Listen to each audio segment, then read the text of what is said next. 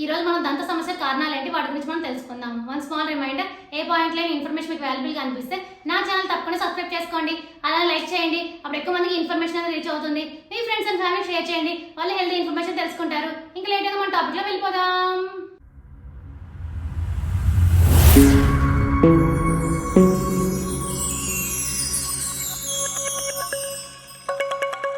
దంతక్షయం అనేది ప్రపంచవ్యాప్తంగా అందరూ ఎదుర్కొనే ఆరోగ్య సమస్యల్లో ఒకటి. పిల్లలు పెద్దల్లో ఇది సర్వసాధారణం. కానీ ఈ సమస్యను వెంటనే గుర్తించి తగిన జాగ్రత్తలు తీసుకోకపోతే ఇతర ఆరోగ్య సమస్యలు తలెత్తే అవకాశం ఉంది. ఇప్పుడు దంత సమస్యలు రావడానికి కారణాలు ఏంటో మనం తెలుసుకుందాం. కాల్షియం లోపం వల్ల దంత సమస్యలు తలెత్తుతాయి.